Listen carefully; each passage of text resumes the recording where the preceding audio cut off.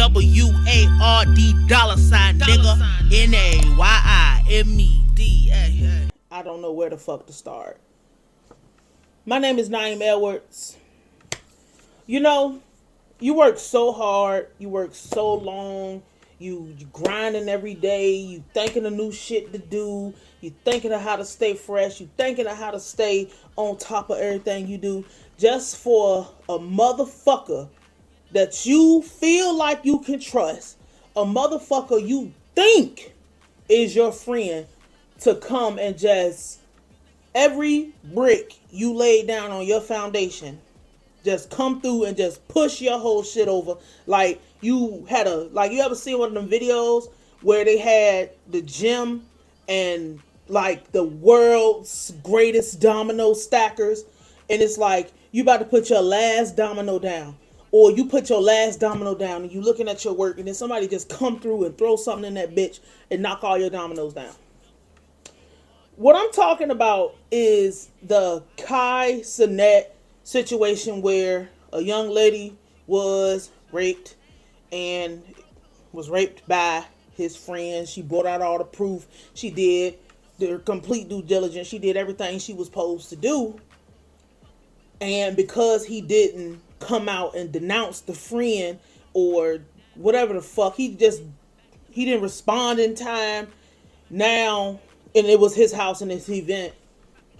Now he's suffering the consequences of the reactions of the people around him.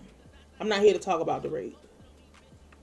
Go over to Conversations with Me podcast. Katrina's discussed all of that. I'm here to talk about the fucking importance of the people around you. And then if you are a person around somebody who's bringing the meal ticket in, I really don't even know where to go, because I feel like this shit happens so much. It might not be to this magnitude. It might not be to this degree. But this shit happens so much where you are fucking putting in the work. You have done the work. You have laid the foundation. Now it's time to start building the house.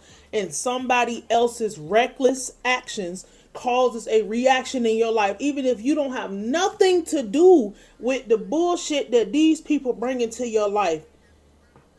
They starting to feel like, it's a fucking free-for-all. It's party time, because they didn't have to put that work in that Kai had to put in. They didn't have to get out here and make themselves number one.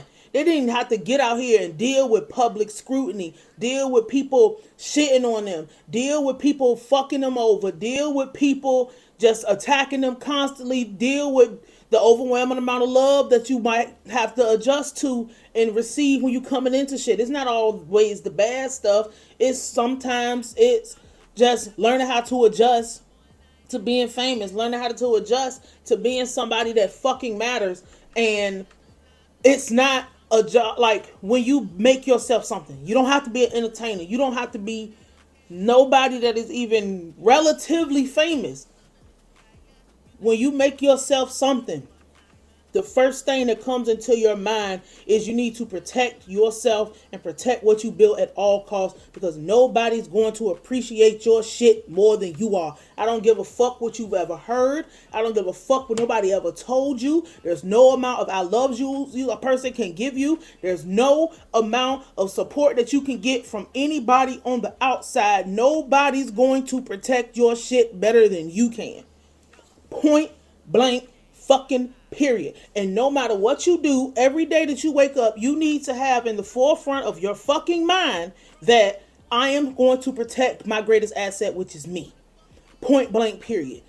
The fucked up part about this Cenat situation is, let's just be real, this probably is not the first time something like this has happened. It's probably the first time that we're going to find out about it. And this kind of stuff happens all the time. But the worst part about this is you really have to take everything day by day, case by case, because all of this stuff is new to a lot of people. When you have people who are not the people who have to sit in front of the camera, who have to get out here and talk and be somebody and do whatever, they don't take this shit as serious as you do. They don't give a fuck like you give a fuck.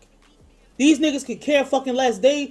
You're not a super valuable asset to what a nigga do. You might tell a joke or something like that, but as far as making something of yourself, that's a 24-hour, 7-day a week, 365, 366 job. That's not something that you can just stop doing. You don't just put the shit down and then you have to be constantly working, constantly going. The wheels are constantly turning.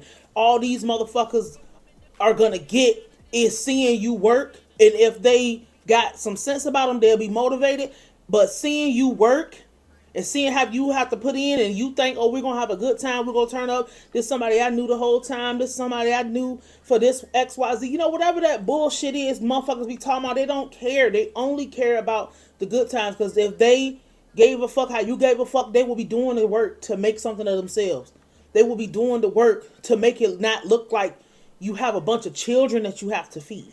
If you are somebody that is around somebody that you actually care about, because make no motherfucking mistake about it, whoever did that person with that crazy ass first name, when whoever did that to that girl, and that's Cenat's friend, my nigga, you already can tell that the fact that you would even do this at one of your friends' houses or situations or wherever they was at, you do not care about your friend. You want to ruin a motherfucker reputation. You know that motherfuckers is not gonna be looking at you because you're nobody. They're gonna be looking at him because it's his area, it's his house. So motherfuckers is like, he's responsible, he's responsible, he's responsible. And it's like, yeah, some responsibility falls on him, but he's gonna be the person that have to take those arrows because it was his event that he invited this girl to, that you decided that you didn't give no fuck about him to the point where you would rape somebody at his place.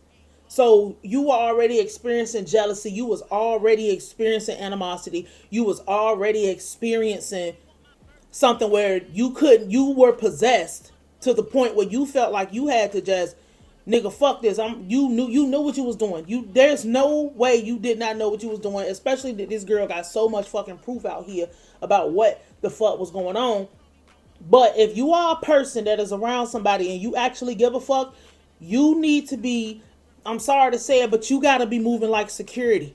You have to be moving like this. The person that is providing the opportunities, or the person who is spearheading the opportunities, you need to be moving like that is the president of the United States, because you are the Secret Service to whoever the person is that is in charge. Because when they go down, you go back to the block.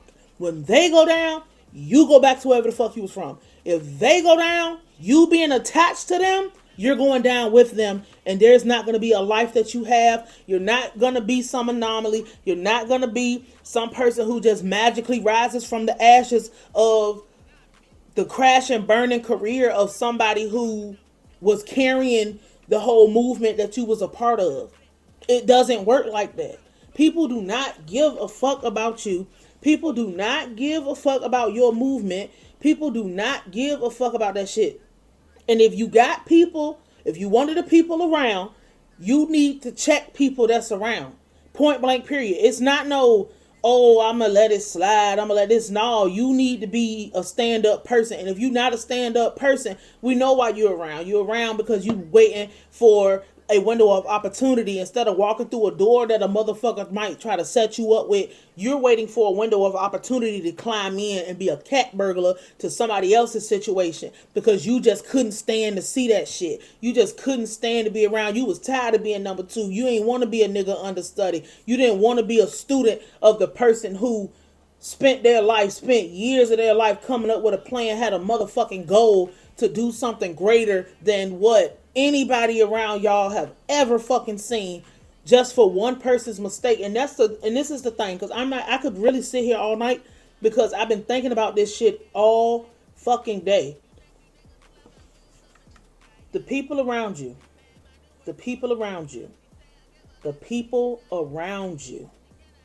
you need to watch them.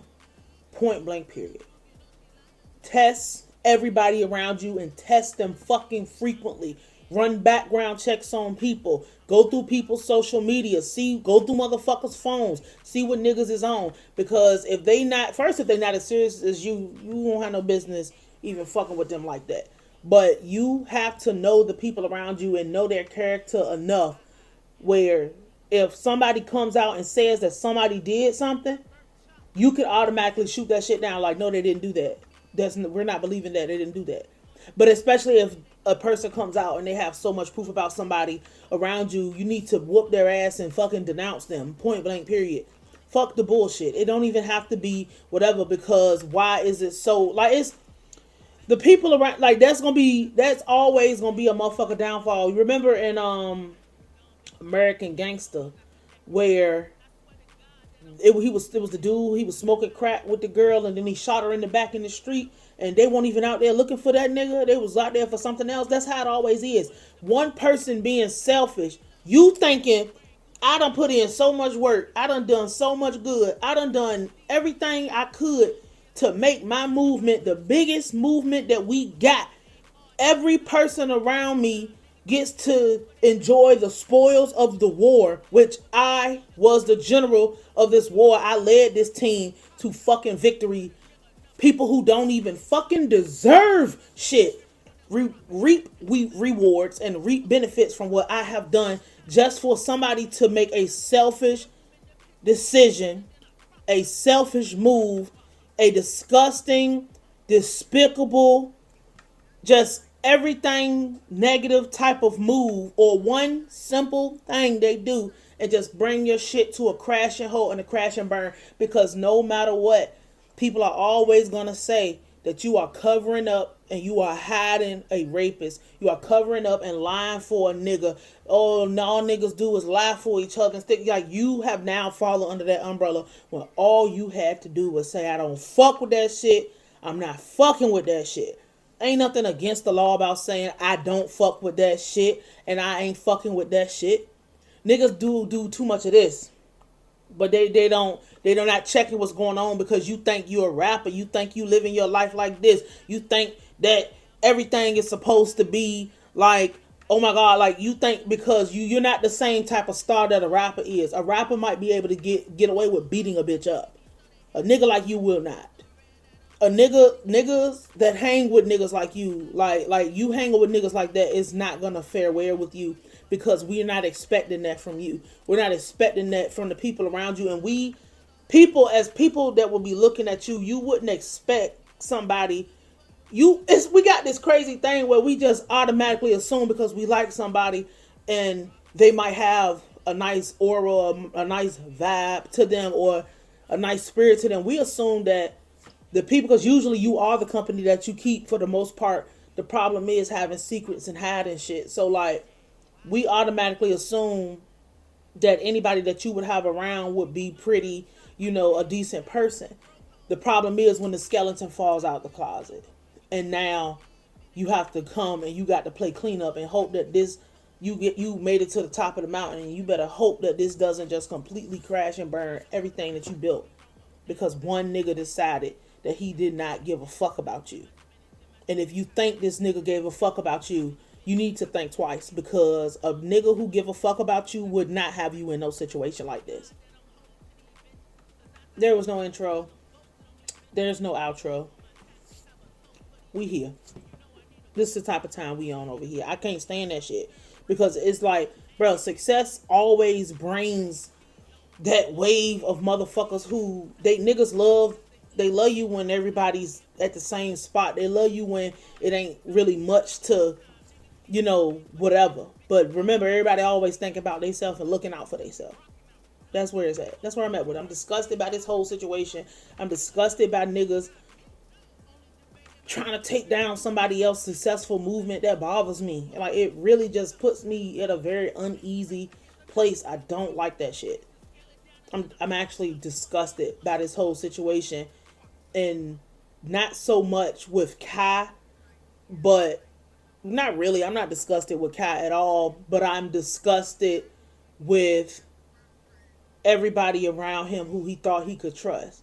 Everybody around him who he thought was his boys. People around him, because nobody heard. Well, I mean, I guess if they was upstairs, but I don't want to get into the assault. That's, like I said, go over to Conversations with Me podcast. She got videos. She did a live. She will tell you about that. I'm telling you, protect yourself and look out for yourself first, because don't ever depend on nobody else for safety. Don't ever depend on other motherfuckers for, at the end of the day, bare bone element down to protons and electrons and neutrons. It has to be you. Thank y'all. Nayimedward, $, nigga. Nayimedward.